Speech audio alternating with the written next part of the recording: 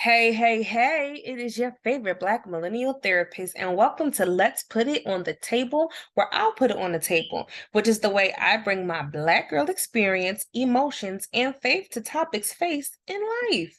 Here, we are getting down to the nitty gritty, validating emotions, debunking narratives, and looking at our inner selves while learning to walk in our purposes and enter into a new layer of healing. As a person who values transparency but knows how hard it is, let me build you up as I get real. So come on, get comfy, and let's put it on the table. Disclaimer: this is meant for entertainment, thought provoking, and educational purposes. This is not to replace that of professional services and does not discourage you from getting them. Everything that I say is my own opinion, my own thoughts. Thank you, and let's get into it. Hey, how are y'all doing? I can't believe it. We are in episode 3 of the Let's Put It on the Table podcast. Okay, we have been talking a lot. I have been ruffling some feathers, and I know it, but that is what I'm here for. So I just need y'all to really just go ahead and just get used to it because that's what we do. But I mean it in a really good way. Okay, so there was a lot that I hit on in the last episode, and I know there was probably some things that made you sit down and be like, "Oh my God, what?" Because even I listened back, and I had to write some things down. But again, these are things that I'm always thinking about, always contemplating. So yeah, of course I'm going to write them down. And I just feel like it would not be due justice to go and on to another facet of how emotion is influenced and not stay on this cultural piece, right? Because if we really think about it, that last one was really, really loaded. And I don't think we understand and truly have a clear insight to just how much the culture around us influences our emotions. But before we go any further, I just want you to check in with yourself for a second. How are you feeling? And before you're like, good, cool, fine, like, how are you really, really feeling? I'll tell you how I'm feeling. I'm a bit confused about like what are my next steps. I'm like, God, what are my steps? I am surprisingly not as overwhelmed as I normally am. And I'm just at this place where I'm like, all right. Not quite sure how some things are going to go out. So I'm having some moments of being unsure, but I'm like at an okay place. And when I mean okay, I mean like I'm not overly great. I'm certainly not bad. I'm just at this place where I'm like, all right, even space. And I just encourage you to take that time. All right, now let's get back into it. Okay, we're going to stay on culture because culture is just so prominent when thinking about our emotions, right?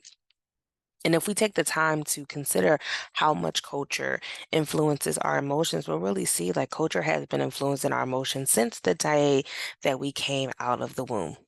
Boom. There. Literally, you are born into a culture. You are born into the culture depending on where your region is in the world. You are born into the culture depending on what state you live in. What does your house look like? What are the social demographics towards you? What is the narrative between men and women? What is a political affiliation? What does your home life look like? Your school life look like? Your friend group look like? And so we don't understand that so much of that is our culture. So much of that influences the way that we talk about our emotions, the way we perceive our emotions. And we just don't always take this into consideration, right? So, happen to be doing some reading and go into this article from Psychology Today. It's a little bit dated, it's from 2018, but it's by Dr. Mosquito, who was going out and just kind of taking a sociological approach to psychology and looking at some emotions and just looking at how much emotions differ across the world. Um, And what we find is, people love to go back to this like nature versus nurture debate. And I'm always like, it's both. You start with one and it's always influenced by the other, right? And so before we get into that, let's just talk about the fact that, we are born with emotions. From birth, we have emotions that are implanted into our DNA. And this is what our primary emotions are. But we get so far from our primary emotions because technically, a lot of what we deal with is our secondary emotions and our response to the things that are happening, our response to our feelings. And again, another conversation for another day. This is why you stay tuned. Do you feel me? But so we're born with these emotions, right? But our response to them and our conceptualization about them, our thoughts about what we're feeling and how we deal with what we are feeling is so influenced by our culture. So Dr. Mosquita is going, she's doing some work, and it just really highlights how much we understand emotions through a cultural lens. So, as quoted from the document, she says emotions are cultural phenomena because we learn to have them in a cultural way. We don't really know discrete emotions when we are born. We only distinguish between that which is pleasant and unpleasant. In interacting with others, we learn to categorize and experience emotions in certain ways. So, right here, this is groundbreaking for us who is not thinking in this way. Like this shows just how much shaping is going on from birth. We are born and we have emotions. And again, we're able to kind of label and put into these categories, right? Because from the moment that we are babies, we are putting things into categories. We are trying to take as much information in and find a way to put it into these boxes that are pretty neat so that we can work through them, right? And so we have pleasant emotions and unpleasant emotions. There we go. But what she says is in interacting with others, we learn to categorize and experience emotions in certain ways. So you have these pleasant and these unpleasant emotions, but the experience of them is also what is being shaped at this time. And so the way in which the environment that we live in gives us cultural context about our emotions. Think about the house that you grew up in, right? What emotions were acceptable? What emotions were not acceptable? Did any of that differ amongst your friends, amongst your teachers, amongst your siblings? I think about my household. It was okay to be all right. It was okay to even be a little sad, but anger, that was just something you did not do. My parents felt and thought like, well, what you got to be angry for? You got a roof over your head. You don't have to work all these hours in a day. You got it easy, blah, blah, blah. So how we felt in some instances, like if you were happy, great. If you had other unpleasant emotions, my interaction with my environment taught me mitigate that. Unless it came from outside, somebody was messing with you and you're upset, something happened at school, you were falsely blamed and you're angry, that's fine. But if something happened in this house that upset you, hush it up. This is how I learned how to interact with this anger or with this being upset, which has followed me into adulthood, where if I'm angry, I'm upset, I am mute. I am mute because it is still something that I'm learning to be okay with. And I mean, that is layered even in of itself. I'm just trying to give the overview right now. But how to emote, which means how to express our emotions, what emotions are safe, um, which emotions are safe depending upon our gender, what we are okay to do at school versus home versus with our grandparents or our parents, how we should feel as a child or a teenager or with our siblings. All of this is embedded in such a cultural context that we don't really realize, oh my gosh, like when we get to the root of something, I learned that, let's just do a sentence. I learned that being angry was not okay because, it might be when I was an adult woman, I was in an abusive relationship, and being angry could have got me hit or screamed at, right? But if we take it to a teenager, if I was with my friends and I was angry, they wouldn't speak to me for a couple of days because they didn't understand my anger. But then you take it to as a child, right? And it might be, oh my gosh, I watched my mom and dad argue when they were angry and demean each other. And my mother was the one who would hush up and go to her room, and my father was the explosive one. And because I align more with my mother, I have learned to be quiet to avoid an explosive situation. Now, that's just an example. These things can vary in all type of different ways, but you go to the root and you see that your emotions and your response in your emotions has been shaped by your environment, by your culture. And that's just in the house. It could be in different ways. Um, and remember, like in childhood, we're being shaped. Like that is the age of great shaping.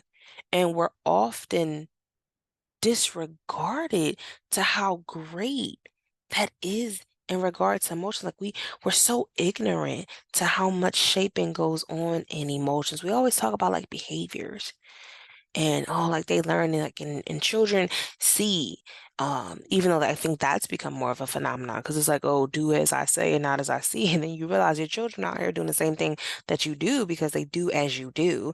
But that even is with emotions. How we as caregivers express our emotions, what we choose to do with them, how we interact, our children pick that up and they will mirror it and they will mimic it.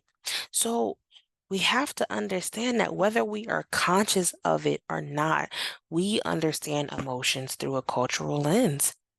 Our culture, our environment, where we grew up, what we saw, what was normative for us, which was that which was praised and that which was ignored or that which was um, found to be offensive. All these things became our teacher in this world of emotions. Last episode, I made a statement saying that, the conversation about emotions is negative. And I have to say that is limited. That is my Western, Black, female cultural lens. I have learned in America as a Black woman that most of my emotions, like, just people don't want to talk about emotions. I say emotions are taboo and that people don't want to talk about them. That is my cultural lens. I have been shaped to feel that way. When we talk about emotions, it's, oh, don't wear your emotions on your sleeve. You don't want to be vulnerable. You're a woman. You shouldn't be feeling that. You shouldn't be doing this. This is all shaped by the culture I live in. Even that one sentence is so loaded culturally. And it begs the question of, well, sis, what did you grow up in? If emotions are this thing that is so normal and normative, what are you talking about? And this is what I'm talking about, just how much our culture shapes it. So my place in this world and how I see myself and how I view myself and the influence of how others view me and what I take on influences my emotions. How we react to our emotions is shaped by our culture. So one example that I can give that I just think everybody can relate to in some capacity is like, all right, I go through a breakup, right? And I might be feeling sad. I could be feeling betrayed, confused, overwhelmed. Maybe there's some relief, maybe there's some freedom. But the way that I speak about my emotions and the way that I express my emotions is going to be different. So think about being with your girls, right? If you're a female, you're talking about breaking up with your girls, it might be like, all right, you know what? I'm sad. I can't believe that this happened. This is crazy. I thought we was going to be together forever. Like that's the peanut butter to my jelly. I'm so hurt. That might be like the conversation with your best friend, right? you might go around, your acquaintances or, your strong friends, and you're like, girl, I don't care. I'm good. I'm a bounce back. I'm gonna find me another, right? And you think about that expression that was just so deep and heartfelt right now was a little bit more like the I'm a bounce back factor. I'm good. I'm sad, but I'm good. Like one of those, I'm kind of avoiding it. You might go around your family and it's a different story. Oh, it was something small, or it could be demonizing that person because right now I'm feeling angry about it, right? And I mean, talking about breakups could also be more complex because we're also talking about the feelings of grief, and that comes with stages, but stay with me here. Then you go to talking to your ex. Depending on how you two broke up and what you're feeling, it could be, man, I'm not worried about you. I don't care. Why are you calling my phone? On the inside, you might be like, oh my God, yes, this person's calling my phone. I'm jumping for joy. I miss you so much. I'm so sad by this. But depending on how that person has made you feel and how they've treated you and how they have handled you in other emotional states, it could dictate how you feel about that. Online, it could be a different story. You always hear the term like, don't flex for the gram. Don't act like you wasn't just calling my phone. Don't act like you wasn't just sad. And so we really see that in these moments where it kind of feels like people are putting on a front and trying to please the masses. There is some way that we do that, even unconsciously, just because of what culture has done. If you are speaking to the friend who's like, look, give me the real, let me know how you're really feeling. Let's kumbaya, let's sit. I'm usually that friend. Like, I will stop somebody. Sit with this. What is going on? You're not going to just pass over this emotion like you don't. I'm that friend that a lot of people will break down. And we can have the same exact conversation in front of other friends, and it's completely different. And I play my part, but in my head, I'm like, girl, that's not okay. That's not what you just said, but okay. And that's fine. And all of these emotions can be true, but our expression of them is going to change depending on where we are at and what we're doing and what identity for us at that time is most salient. Being in high school and being in college and attending PWIs, I did not want to express anger. I did not want to be the angry Black woman. And sometimes my anger and my hurt was valid, very valid. I remember being called the N-word for the first time um, in high school and not being able to feel safe enough to be angry and to be hurt about it. And it didn't make how it was handled any better. I had to deal with it. Are being told, oh, you're going to end up like every other Black girl, pregnant, and going to a teacher and being very, very pissed off and expressing that and being like, well, that's just who that person is. And at that point, that source of invalidation and feeling like, wow, here I go. I'm not a freshman anymore. I'm a sophomore. I've expressed myself to somebody who I felt like was a safe space, and to kind of be invalidated like that. It's like, I can look at it now and be like, okay, maybe it was because that was their cultural context and they were a male speaking about a white male, and we're in this environment, and maybe they know that if they were to bring this up, this could put their job at jeopardy, and it's also not something that they deal with. It could bring me backlash. There could have been other factors that were going on in that, but it really put a stop over my mouth in some areas when I was at PWIs.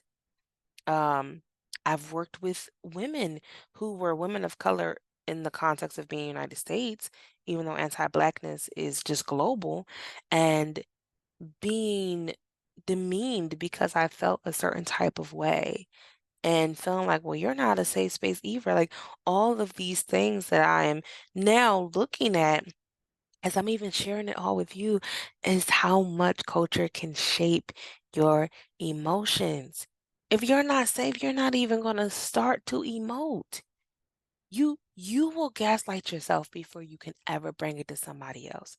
If you're like, you know what, my mom is not the person I could talk about breaking up the people with, or even not, we don't even have to talk about relationships.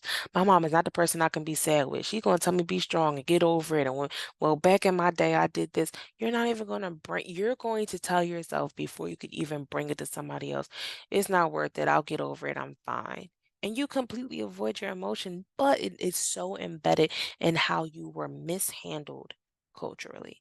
And I will argue that it's mishandled because we do mishandle things that we don't understand. And we pass down the behaviors and actions and emotional expression, even if not emotions itself, but the emotional expression of the people who preceded us. And so you think about it, our culture, from the time that we are children, creates schemas. And schemas are basically just the normative box that our brain can think about when we associate something. So, like, we learn a schema of what is appropriate to do or think or emote at school. We learn that for home. We learn it for church if you go to a church or a religious institution. You learn it for if you are on public transportation or riding in the car or at grandma's house or at job. You learn these different schemas of how to act and how to speak. And so we would be amiss to think that those same things don't apply to our emotions. And so we learn to respond in the way that we should, aka emotionally respond. And we see how much our culture is embedded in it. Another example I think of is my parenting versus the way I was brought up. And so black, very black style of parenting, child is seen, not heard. We don't speak about emotions. I don't care about them. You're safe. You're taken care of. What do you have to complain about? Oh my God, you broke up with so and so this week. It's not going to matter 12 years from now. This person don't want to be your friend. You're not going to think about this person in such and such time. Like a lot of just ways of demeaning and invalidating feelings, but also passing down what is generationally taught. And so I parent in a very different way. And I allow my child to have a voice. And the perception that I get, especially from family members, is like, why are you allowing her to say that? Like if I tell my daughter, hey, it's time to clean your room, and she says, I don't want to, people feel very offended. They are outwardly like, "Oh my God, how could she say that? I'm offended for you. How could you allow?" And it's like, are you offended? Or is that something that you were not allowed to do in your own household and now you are having cognitive dissonance, which really has to deal with the technical term is a psychological confrontation that happens when you have two thoughts that are not congruent with each other. And in everyday speaking, something is happening that is throwing you for a loop because in your head, this was something that is completely different than what you have thought. So if you're taking parenting, for a lot of people, it's like, I could have never imagined doing that because it would be a different outcome and you're doing it and maybe I kind of am digging it, but also what is going on? And so I see people's perception and just how much I'm like, wow, our culture really embeds this. I was talking to my older sister and just how differently we parent and being able to allow our children the space to speak and how sometimes our predecessors are mortified. And it's like, are you mortified because it's really disrespectful? Or is it something that you weren't allowed? And to think that our children, who are little beings, don't have emotions is insane. And yes, there's a way to say it, but do I feel offended? No. And a couple weeks ago, I did kind of feel like, what is going on? When I was talking to my daughter, but I had to realize I have created this safe space, and I'm not always going to like her emotions. I'm not always going to like what she says to me, and that's okay because that's my feeling.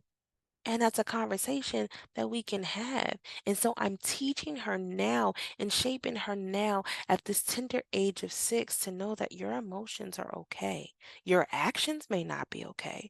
Your tone and the way that you say it may be something that you need to work on, but your emotion in and of itself is not bad.